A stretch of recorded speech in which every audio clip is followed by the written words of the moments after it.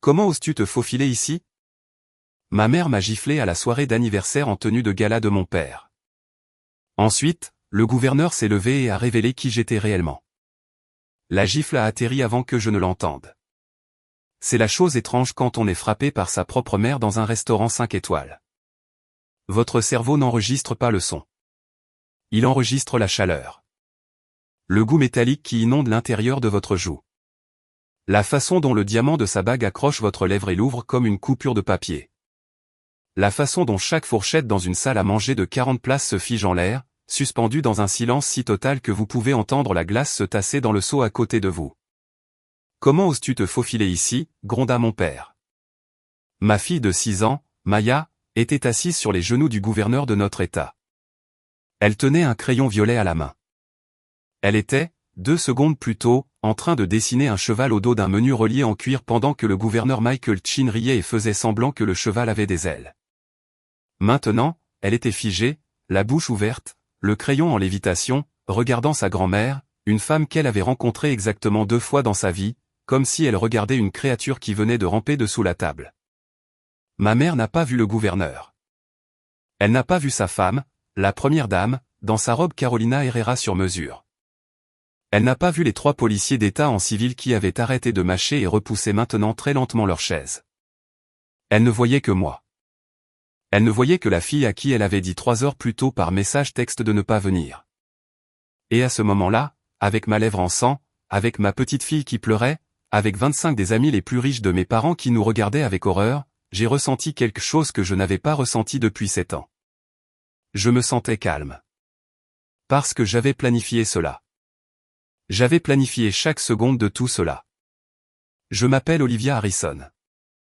J'ai 31 ans et, au cours des 7 dernières années, ma famille a cru que j'étais un échec. Tout a commencé l'été de mes 23 ans. J'étais en 2e année à la faculté de droit de Georgetown, première de ma promotion. Dans la revue de droit, j'avais déjà une offre pour l'été de ma 2e année chez Skadden dans leur bureau de Washington. Mes parents étaient si fiers qu'ils avaient une photo encadrée de moi dans ma toge de remise des diplômes universitaires sur le manteau de la cheminée de leur salon, entre la lampe Tiffany et la photo dans un cadre en argent de Véronica gagnant sa médaille équestre au collège. Puis je suis tombée enceinte. Le père était un médecin réside de 3e année à la faculté de médecine de Georgetown. Il s'appelait David.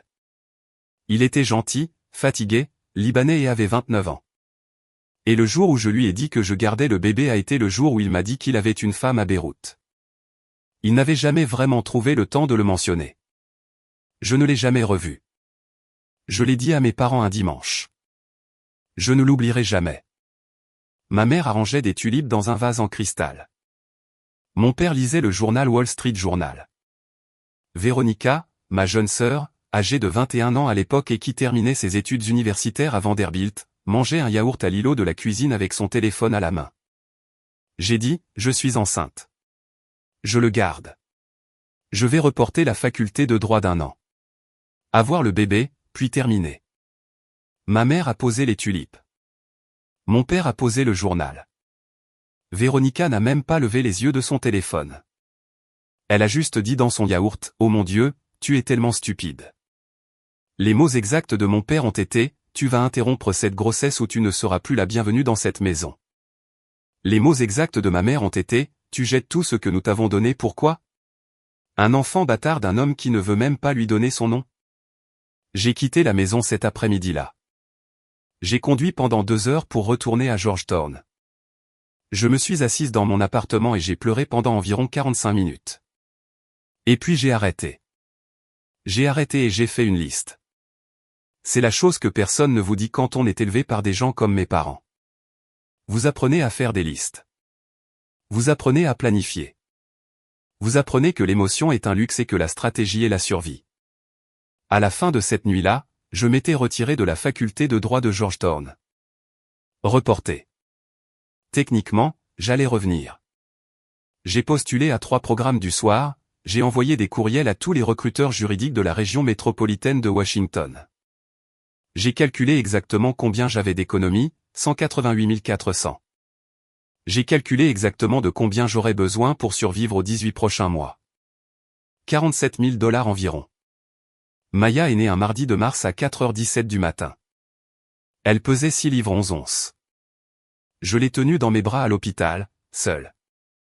Je l'ai nommée d'après ma grand-mère, la seule personne de ma famille qui m'avait jamais dit qu'elle était fière de moi et qui était décédée quand j'avais 19 ans. J'ai envoyé une photo à mes parents. Ma mère a répondu, ne nous contacte plus jusqu'à ce que tu aies réglé ça. Je n'ai jamais répondu.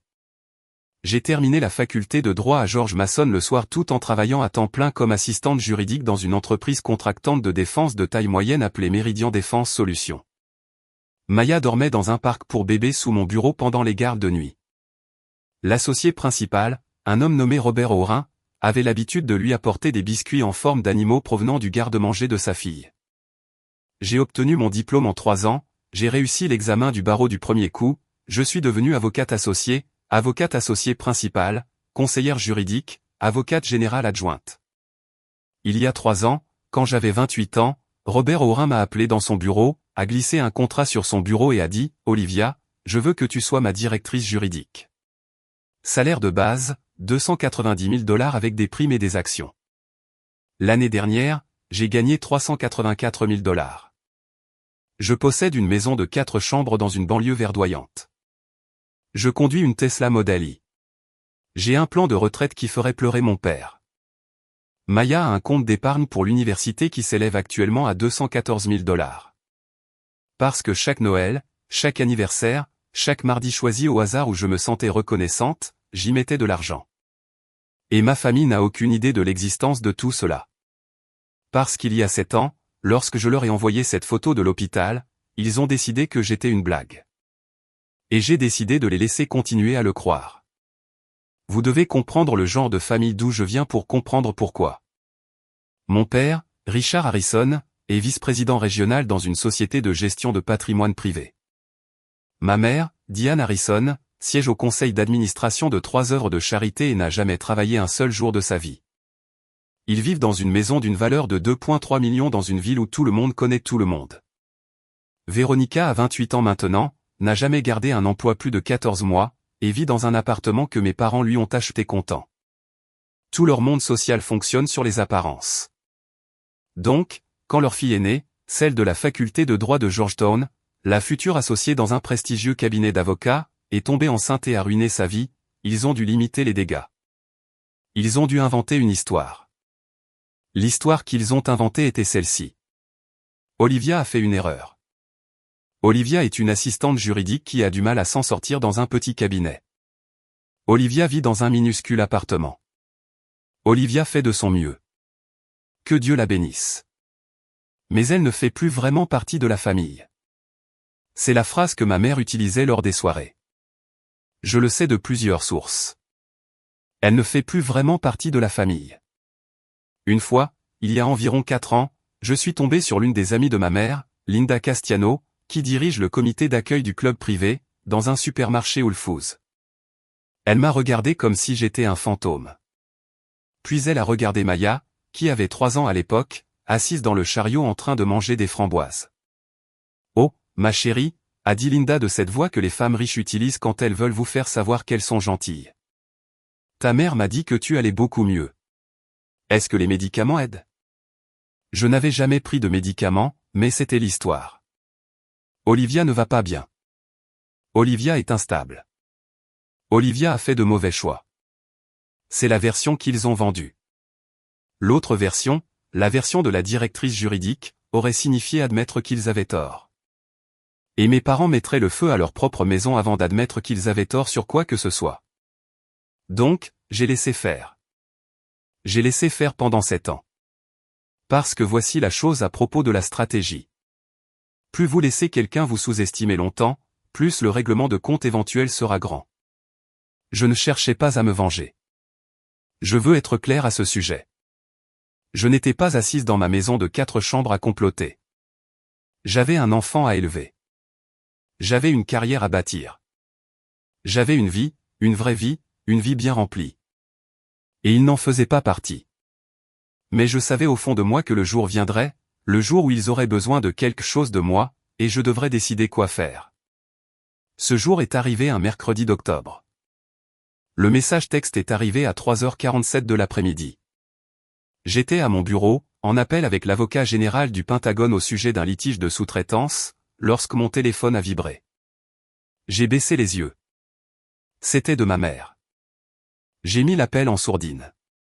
Le message disait, « Olivia, le dîner du 60e anniversaire de ton père est samedi au restaurant Morrison Steakhouse, à 7 heures du soir. La tenue de gala est strictement exigée. Il y aura des invités très importants, dont le sénateur Whitfield et sa famille. Véronica amène Julian Whitfield. Tu as peut-être entendu parler de lui. C'est le fils du sénateur et un jeune homme merveilleux. Honnêtement, compte tenu des circonstances, il serait préférable que tu ne viennes pas. Ne nous mets pas dans l'embarras. Ne te présente pas. » Je l'ai lu 2 fois, puis une 3e fois. Ensuite, j'ai regardé la photo sur mon bureau. Maya, 4 ans, tenant un dauphin en peluche à l'aquarium. Ses cheveux attachés en 2 couettes tordues que j'avais faites moi-même ce matin-là avant la maternelle. J'ai réactivé le son de l'appel. « Désolé, Greg, ai-je dit à l'avocat général du Pentagone. Continuez. » Nous avons terminé l'appel à 4h30. J'ai fermé mon ordinateur portable. Je me suis dirigé vers ma fenêtre, bureau d'angle, 12e étage, vue sur le fleuve, et je suis resté là pendant un long moment. J'ai pensé à beaucoup de choses. J'ai pensé à Maya, à la façon dont, chaque Noël depuis 6 ans, elle me demandait pourquoi elle n'avait pas de grand-mère et de grand-père comme ses amis, à la façon dont je lui avais dit doucement que certaines familles étaient simplement différentes. J'ai pensé à ma photo sur la cheminée de mes parents, si elle y était toujours, s'ils l'avaient remplacée par une de Véronica. J'ai pensé au sénateur Whitfield, à Julian Whitfield. Et puis j'ai pensé à quelque chose à quoi je n'avais pas pensé depuis 7 ans. J'ai pensé à Beyrouth. Voici la partie que vous devez savoir. 3 mois plus tôt, j'avais traité le plus gros dossier de ma carrière. Meridian avait un contrat avec le gouvernement de l'État, un énorme contrat de cyberdéfense et d'infrastructure d'une valeur de 180 millions de dollars sur 5 ans. Environ 6 mois après le début, un auditeur indépendant a signalé ce qui ressemblait à une irrégularité de facturation.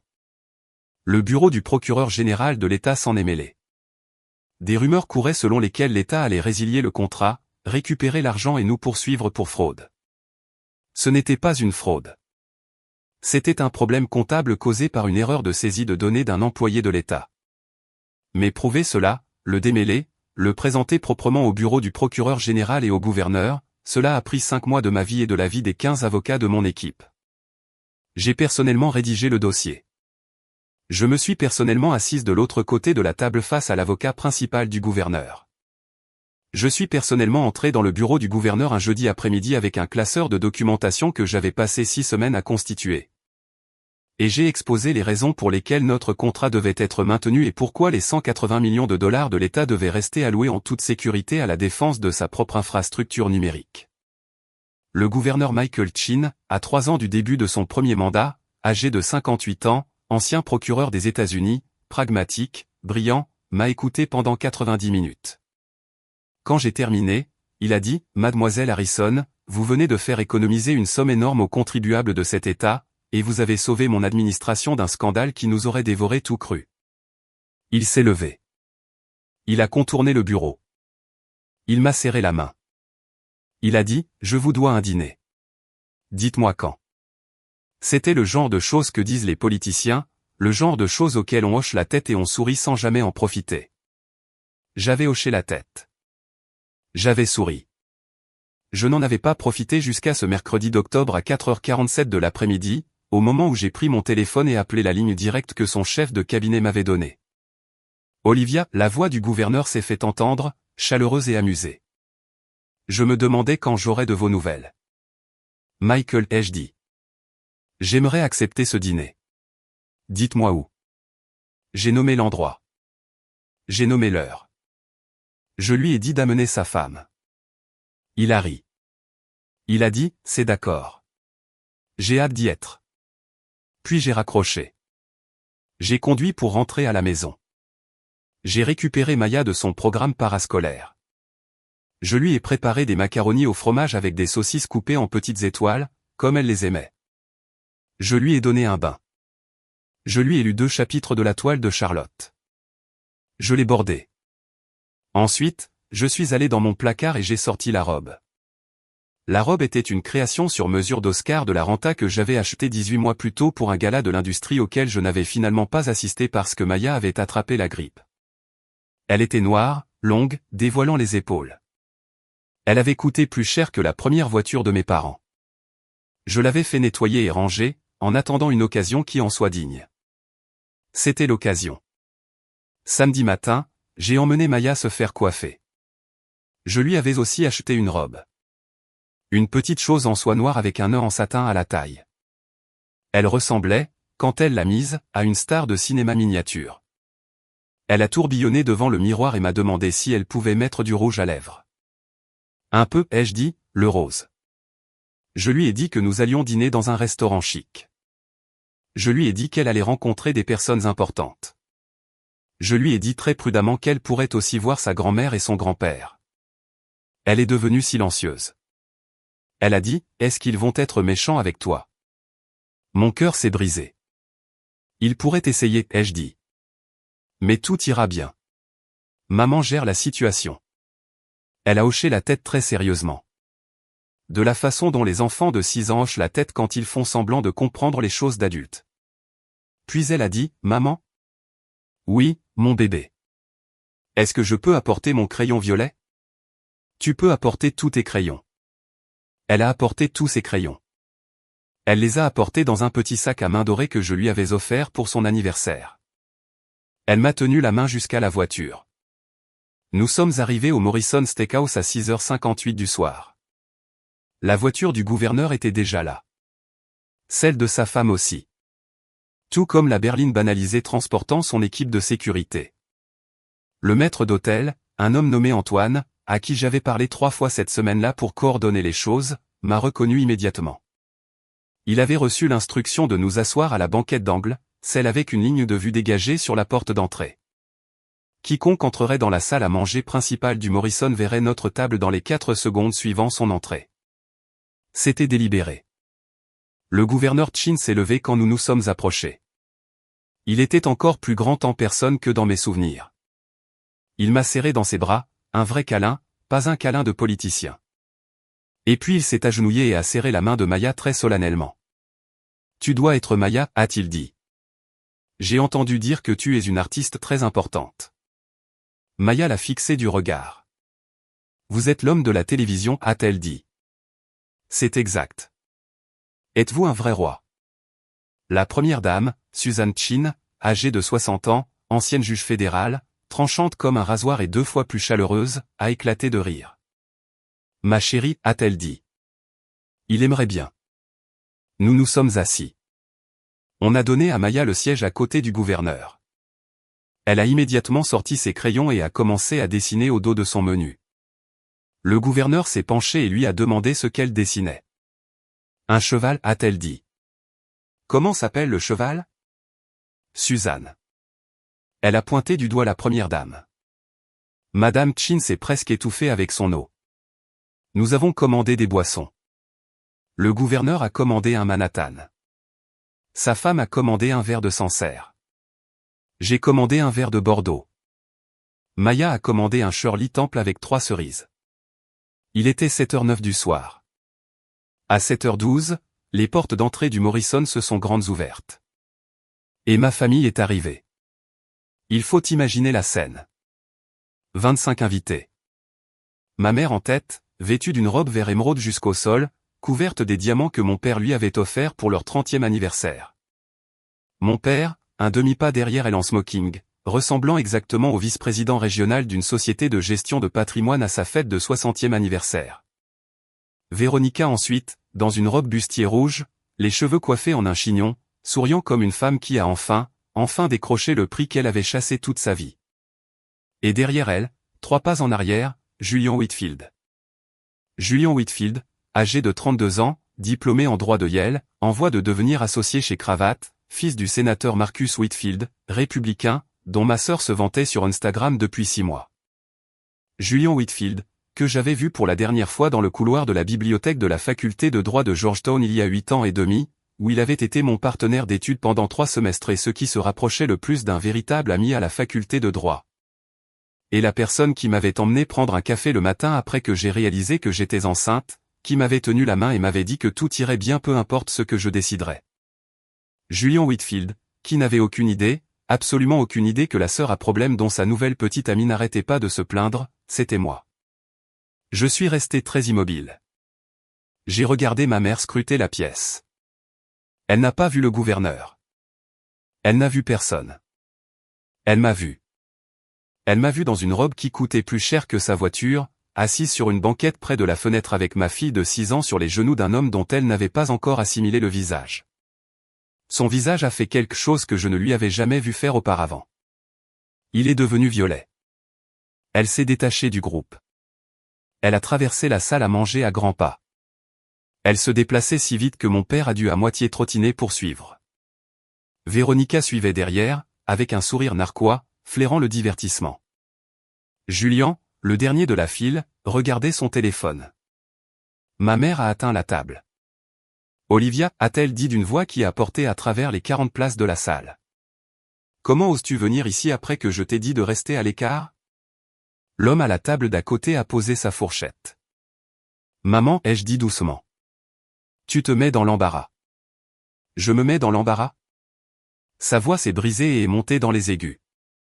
Regarde-toi, en train de t'incruster au dîner d'anniversaire de ton père dans une robe ridicule, à déranger des étrangers, à traîner cet enfant. Cet enfant est ta petite fille. N'ose même pas. Elle a attrapé mon bras.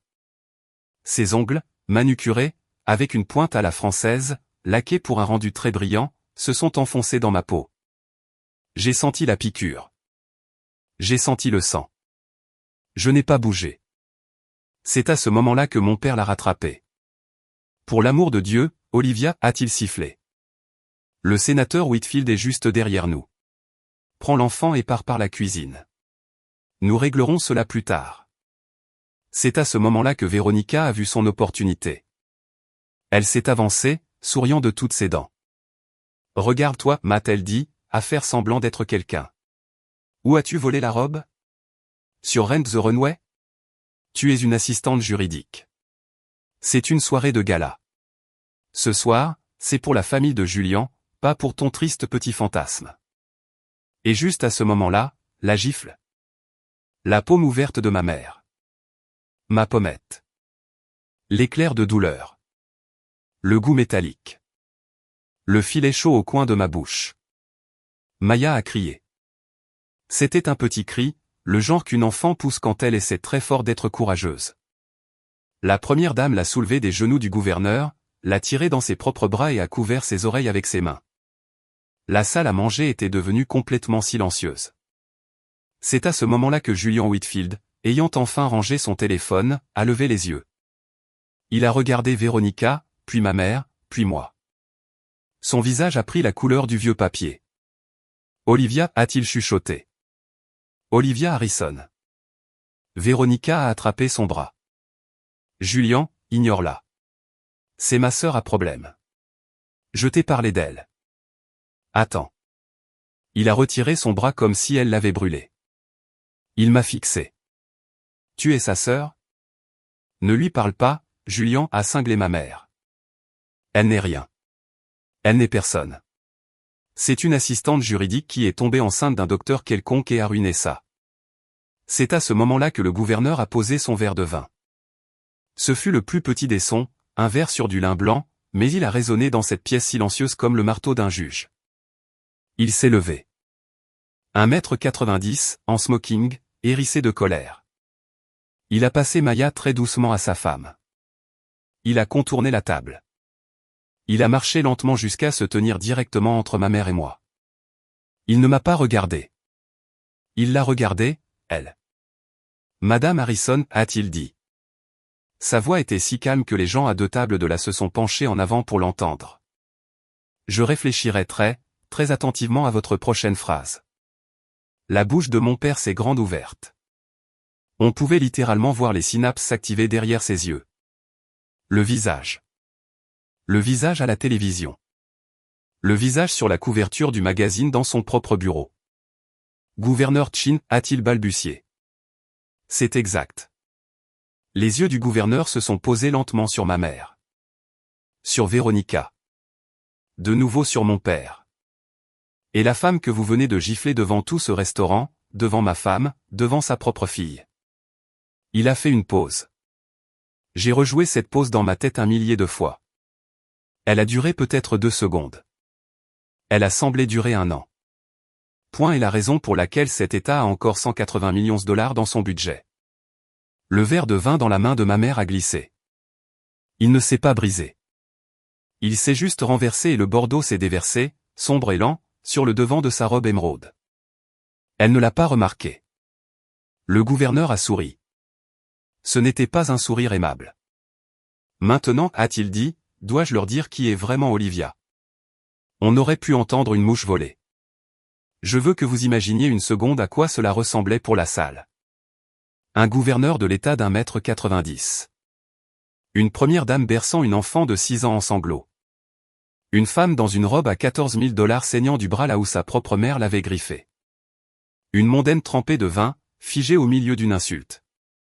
Un vice-président régional de la gestion de patrimoine sur le point de se faire pipi dessus. Une jeune sœur complotiste dont le sourire narquois mourait en temps réel. Et sur le côté, Julian Whitfield, qui s'était maintenant très visiblement éloigné de 3 bons pas de ma sœur.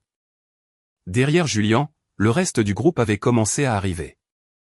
25 personnes en tenue de soirée. Plusieurs d'entre elles étaient en train de reconnaître le gouverneur. L'un d'eux, un homme grand, aux cheveux argentés et à l'allure de sénateur, était Marcus Whitfield lui-même. Le sénateur Whitfield s'était arrêté de marcher. Il regardait le gouverneur. Il me regardait. Il allait, je m'en suis rendu compte, être la 2e personne dans ce restaurant ce soir à reconnaître mon visage. Je me suis levé. Michael, ai-je dit, tout va bien. Tout ne va pas bien, Olivia. Tout va bien. Je vais m'en occuper. J'ai touché ma lèvre avec le dos de ma main. J'ai regardé le sang. J'ai laissé tout le monde dans la pièce me voir regarder le sang. Puis je me suis tourné vers ma mère. Maman, ai-je dit, tu dois t'asseoir. N'ose pas me parler comme. Tu dois t'asseoir avant de tomber. Papa, donne-lui une chaise. Mon père, en pilote automatique, a maladroitement attrapé une chaise de la table d'à côté et y a en quelque sorte fait à moitié s'effondrer ma mère. Elle est restée assise là, dans sa robe trempée de vin, me dévisageant comme si elle ne m'avait jamais vu de sa vie. Je me suis tourné vers Véronica. Par où veux-tu commencer, ai-je dit. Quoi? Tu as dit que j'avais emprunté cette robe. Tu veux commencer par là? Ou tu veux commencer par la partie où tu as passé 6 ans à dire aux gens que je suis une assistante juridique en difficulté? Elle a ouvert la bouche. J'ai levé la main. Véronica, arrête. Je vais te faire une faveur. La faveur est la suivante. Je vais te laisser quitter ce restaurant avant que Julian ne découvre le reste. Donc, si j'étais toi, je prendrais maman et papa et je m'en irais. Julian s'est avancé. Olivia, a-t-il dit, est-ce que tu vas bien? Je vais bien, Julian. C'est bien de te voir. Je suis désolé que ce soit comme ça. Qu'est-ce qui se passe? J'ai regardé ma sœur. Julian était mon partenaire d'études à la faculté de droit, ai-je dit. Nous avons suivi les cours de responsabilité civile et de procédure civile ensemble. C'est lui qui m'a conduite au rendez-vous chez l'obstétricien quand j'étais enceinte de 6 semaines et que je ne savais pas quoi faire. La bouche de Véronica s'est ouverte. Il m'a acheté du café pendant 3 semaines d'affilée quand j'étais malade à cause des nausées matinales en cours de droit de la propriété. C'est une personne merveilleuse. Je suis heureuse qu'il aille bien. Je me suis tourné vers Julian. Je suis désolé, ai-je dit. Je n'avais aucune idée qu'elle te fréquentait. Je n'ai pas parlé à ma famille depuis 7 ans. Il m'a fixé, puis a regardé Véronica, puis de nouveau moi. Tu es chez Cravate maintenant, a-t-il dit. Non, je suis la directrice juridique de Méridian Défense Solutions. Il a cligné des yeux. Tu es cette Olivia Harrison? Celle qui a géré le contrat de l'État avec Méridian le trimestre dernier? Oui. D'où Jésus. Il s'est tourné vers Véronica. Son visage était passé du blanc à une sorte de rose chaud et mortifié. Tu m'as dit, a-t-il dit lentement, que ta sœur était une assistante juridique avec un problème de drogue avec qui tu avais coupé les ponts parce qu'elle était instable avec ta famille. Julian, Tu m'as dit, a-t-il dit plus fort, que ta famille ne parlait pas d'elle parce qu'elle avait volé de l'argent à ta mère. Julian, a dit mon père. Mon père, a dit Julian encore plus fort, t'a posé des questions spécifiquement sur elle il y a 3 semaines parce qu'il avait entendu son nom lors d'une réunion du gouvernement de l'État, et tu lui as dit qu'elle était morte. Je n'ai jamais. Tu lui as dit qu'elle avait fait une overdose. Tout le restaurant l'a entendu. Le sénateur Whitfield se tenait maintenant à environ 3 mètres derrière son fils. Son visage était indéchiffrable, de la façon dont seuls les visages des sénateurs sont indéchiffrables. Je me suis tourné vers ma mère. Ma mère, pour la première fois en 7 ans, a eu l'air, pendant une seconde entière, d'avoir peur de moi. Maman, ai-je dit doucement. Est-ce l'histoire que tu as racontée? Elle n'a pas répondu. Est-ce l'histoire que Véronica a entendue? Elle n'a pas répondu. J'ai expiré. D'accord, ai-je dit. Je veux être honnête avec vous à propos de quelque chose. J'avais prévu, en entrant au Morrison ce soir-là, de faire exactement ce que j'ai fait. J'avais prévu d'être vu avec le gouverneur. J'avais prévu que ma mère perde son sang-froid. J'avais prévu de laisser Michael, qui est, en plus de tout le reste, un homme qui déteste voir les femmes maltraitées, me défendre publiquement. Mais je n'avais pas prévu le reste. Je n'avais pas prévu la présence de Julian. Je n'avais pas prévu le fait que, assis dans mon sac à main à côté de mon téléphone, j'avais un dossier de documents que j'avais apporté avec moi, non pas parce que je m'attendais à en avoir besoin, mais parce que j'avais passé tant d'années à me préparer pour un moment comme celui-ci que je ne quittais plus la maison sans eux. Le dossier contenait les déclarations de revenus des 5 dernières années, une copie de mon contrat de travail chez Meridian, une lettre du bureau du gouverneur Chin me remerciant formellement pour mon travail sur le contrat de l'État, une photographie de ma maison, les bulletins scolaires de Maya. Un message texte imprimé de ma mère datant de 3 heures plus tôt me disant de ne pas venir, et tout au fond, une copie d'une publication Facebook que ma mère avait faite 11 mois plus tôt pour l'anniversaire du décès de la fille qu'ils avaient perdue, dans laquelle elle avait, et je cite, écrit que son aîné avait succombé à ses démons et que la famille était toujours en deuil. J'en avais fait une capture d'écran le jour où elle avait été publiée. Je l'avais classée. Je n'avais pas, jusqu'à ce moment précis au Morrison, décidé de ce que j'allais en faire. J'ai pris ma décision en environ 4 secondes. Je me suis rassise. J'ai fouillé dans mon sac à main. J'ai sorti le dossier. Je l'ai fait glisser sur la table jusqu'à Julian. Tu voudras donner ça à ton père, ai-je dit. Je suis sûr qu'il a des questions. Julian l'a ouvert. Il l'a lu pendant environ 30 secondes. Sa main s'est portée à sa bouche. Il est retourné très lentement vers son père et lui a tendu le dossier. Le sénateur l'a lu. Il a levé les yeux vers ma mère. Il a regardé ma sœur. Il m'a regardé. Julian, a-t-il dit d'une voix très calme mais extrêmement claire. Madame Harrison, je pense qu'il vaut mieux que nous partions. Marcus, s'il vous plaît. C'est un malentendu. Ce n'est pas un malentendu. Julian, prends ton manteau. Nous rentrons à la maison. Marcus, dit Anne, ne faites pas ça. Il s'est retourné et a quitté le restaurant. Julian a suivi. Julian s'est arrêté à la porte, m'a regardé, a articulé sans le son, je suis tellement désolé, et puis il est parti. Les 23 autres invités, les amis de mes parents, les collègues de mon père, le conseil d'administration de l'œuvre de charité de ma mère, se tenaient là dans leur tenue de soirée à regarder. Un homme que j'ai reconnu comme étant le colocataire de mon père à la faculté de droit s'est éclairci la gorge. Il a dit, Richard, je pense. Je pense que nous allons rentrer aussi. Et juste comme ça, en l'espace d'environ 90 secondes, toute la salle d'invités a commencé, poliment, de façon dévastatrice, à sortir. À 7h31 du soir, la table réservée pour la fête du 60e anniversaire des Harrison était vide. Ma mère était assise dans sa robe trempée de vin, fixant ses mains. Mon père était assis à côté d'elle, blanc comme le lin, sans rien dire. Véronica se tenait au milieu de la salle à manger en rouge, seule. Elle s'est tournée vers moi. C'est toi qui as fait ça, a-t-elle chuchoté. Tu as fait ça exprès. Non, Véronica, ai-je dit. Je suis venu dîner. C'est toi qui as fait ça. Je veux vous raconter ce qui s'est passé ensuite. Mais d'abord, je veux vous dire ce qui ne s'est pas passé. Je n'ai pas crié. Je n'ai pas exulté. Je n'ai pas pris une seule photo. Je n'ai rien publié en ligne. Je n'ai même pas dit à quiconque au travail, le lundi, ce qui s'était passé. Voici ce que j'ai fait.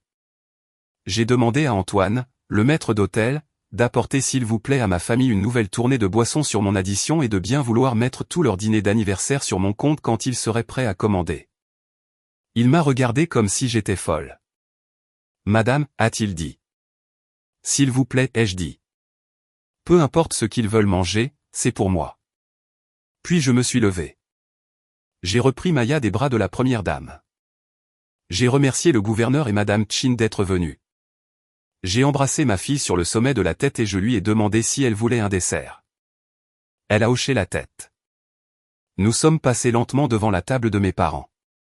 Je me suis arrêté. J'ai baissé les yeux vers ma mère. Elle refusait de croiser mon regard. Maman, ai-je dit, Maya va participer à un spectacle d'école le mois prochain. C'est le 18 novembre. L'adresse est sur la carte dans ta main. J'avais glissé une carte dans sa main sans qu'elle s'en aperçoive. Tu n'es pas obligé de venir. Tu ne devrais probablement pas. Mais c'est ta petite fille et elle est merveilleuse. Et j'ai pensé que tu devais le savoir. J'ai attendu. Elle n'a pas parlé. Je me suis éloigné. Maya et moi avons pris le dessert au bar. Elle a commandé une coupe glacée de la taille de sa tête. Antoine, le maître d'hôtel, l'a apporté avec 2 cerises supplémentaires et un petit éléphant en chocolat sur le dessus. Le gouverneur et Madame Chin nous ont rejointes. Nous avons parlé pendant environ 45 minutes de tout et de rien. Maya a parlé à la première dame de son dauphin en peluche. La première dame a parlé de ses petits-enfants à Maya. À 9h14 du soir, j'ai conduit pour rentrer à la maison. Maya s'est endormie dans la voiture. Je l'ai portée à l'intérieur, je lui ai enlevé sa minuscule robe noire, je l'ai mise en pyjama et je l'ai bordée dans son lit. Ensuite, je me suis assise à la table de ma cuisine dans ma propre robe noire, et j'ai pleuré pendant environ 20 minutes. Pas parce que j'étais triste. Parce que j'étais libre. Je vais vous donner la suite des événements parce que je sais que vous la voulez. Le bureau du sénateur Whitfield a publié une brève et polie déclaration 2 jours plus tard confirmant que Julian avait mis fin à sa relation avec Veronica Harrison. La déclaration ne donnait pas de raison. Il n'y en avait pas besoin. 3 jours après cela, la directrice de la communication de la famille Whitfield, une femme qui, dans une autre réalité, aurait été ma collègue chez Skadden, a discrètement divulgué à un journaliste ami que la famille Harrison avait été surprise à faire des déclarations malhonnêtes répétées au sujet d'un membre proche de la famille et que la relation avait pris fin pour ces motifs. C'était un petit article. Il a été publié dans 2 journaux et un blog politique. C'était suffisant. Le conseil d'administration de l'œuvre de charité de ma mère lui a demandé de démissionner dans le mois. La raison officielle était une restructuration personnelle. La vraie raison était que Linda Castiano, la même Linda qui m'avait posé des questions sur mes médicaments chez Whole Foods, avait discrètement transféré des captures d'écran de l'ancienne publication Facebook de ma mère concernant sa fille perdue à la moitié du conseil avec une note, Olivia est en vie. Elle est la directrice juridique de Meridian. La mère nous a tous menti. Linda est venue à mon bureau sans s'annoncer 6 semaines après le dîner. Elle portait un plat en cocotte.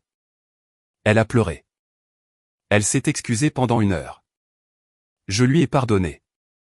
Je le pensais sincèrement. Mon père a pris une retraite anticipée en février. La société de gestion de patrimoine cherchait à se restructurer et son association avec un scandale familial publiquement humiliant, même silencieux, était un prétexte commode. Il a gardé sa pension. Il a perdu son titre. Il a perdu son bureau. Veronica a déménagé en Arizona. On m'a dit qu'elle avait trouvé un emploi dans l'immobilier. Je ne lui ai pas parlé depuis. Ma mère m'a envoyé une lettre fin janvier. Elle faisait 8 pages. C'était ce qui se rapprochait le plus d'une excuse que j'obtiendrai probablement jamais d'elle. Et ce n'était toujours pas vraiment une excuse. Elle disait des choses comme « Je t'ai toujours aimé et nous avons fait des erreurs et nous sommes très fiers de toi maintenant ». Cette dernière phrase, maintenant, m'a dit tout ce que j'avais besoin de savoir. J'ai répondu par une lettre d'1 page. Je lui ai dit que Maya s'épanouissait. Je lui ai dit que Maya aimerait connaître sa grand-mère. Je lui ai dit que si elle voulait faire partie de la vie de Maya, elle devrait venir dans ma ville à mes conditions et qu'elle ne devrait jamais, sous aucun prétexte, me parler à moi ou à mon enfant de la façon dont elle nous avait parlé au Morrison. Je lui ai dit que la porte était ouverte d'environ 6 pouces. Je lui ai dit qu'elle pouvait pousser doucement. Je n'ai pas eu de réponse. Ce n'est pas grave. Je n'ai pas écrit la lettre pour elle. Je l'ai écrite pour Maya. Pour qu'un jour, quand Maya sera assez grande pour me demander ce qui s'est passé, je puisse lui dire honnêtement, je lui ai donné toutes les chances. Julien m'a appelé 3 semaines après le dîner. Il voulait s'excuser. Il voulait savoir si j'avais besoin de quoi que ce soit. Il voulait des nouvelles de Maya. Nous nous sommes retrouvés pour un café. Ce n'était pas un rendez-vous amoureux. Ce n'était pas des retrouvailles. C'étaient 2 personnes qui avaient été amies il y a longtemps, assises l'une en face de l'autre dans un café calme, essayant de trouver quoi dire. À mi-chemin, il m'a dit qu'il avait beaucoup pensé à moi au fil des ans, qu'il s'était demandé ce qui s'était passé, qu'il avait supposé que j'avais terminé la faculté de droit et que j'étais passé à autre chose. Je lui ai dit que c'était ce que j'avais fait. Il a ri. Il a dit, « Olivia, tu n'as pas juste terminé. Tu diriges l'équipe juridique d'une entreprise contractante de la défense. Tu conseilles le gouverneur. Tu déchires tout. Je m'en sors bien. Tu t'en sors plus que bien. Nous avons terminé notre café. Nous avons échangé nos numéros. Nous ne sommes pas, au cours des 6 mois qui ont suivi, allés à un rendez-vous amoureux. Nous sommes amis. Nous nous envoyons des messages de temps en temps. Il a envoyé à Maya un dauphin en peluche pour son anniversaire parce que je lui avais dit en passant qu'elle les adorait. Il est arrivé dans une boîte de la taille d'un petit réfrigérateur. Maya l'a nommé Julien. Elle a 6 ans. Elle ne sait pas qui il est. C'est très bien ainsi. Il s'est maintenant écoulé environ 8 mois depuis le dîner. Maya est en première année de primaire. Elle aime les mathématiques, la couleur pourpre et un garçon de sa classe nommé Théo, qui, m'a-t-elle informé, va devenir son mari. Je ne suis pas pressé de confirmer ou d'infirmer cela. Je suis toujours chez Méridian. Nous avons obtenu le renouvellement du contrat de l'État pour 5 années supplémentaires. La femme du gouverneur Chin, Suzanne, la première dame, l'ancienne juge fédérale, m'appelle une fois par mois pour me demander si je veux venir dîner. J'y suis allé 2 fois. Maya considère Madame Chin comme sa grand-mère honoraire. Madame Chin, qui a elle-même 3 vrais petits-enfants, considère cela comme tout à fait juste. Je pense parfois à mes parents. Moins qu'avant. Je repense au moment où ma mère m'a giflé. Le moment précis où j'ai réalisé que rien de ce qu'elle me ferait cette nuit-là ne pourrait m'atteindre, car elle n'avait plus le pouvoir. Elle ne le savait pas encore. Elle avait cru pendant 7 ans que j'étais la fille qu'elle avait modelée et abandonnée. La ratée. L'exemple à ne pas suivre.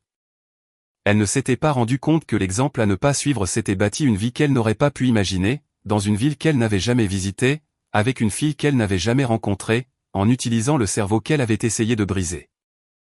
Le cerveau qu'elle avait essayé de briser était le cerveau qui avait gardé son verre de vin sur son sous-verre, son secret dans son dossier et sa petite fille en sécurité sur les genoux d'un gouverneur.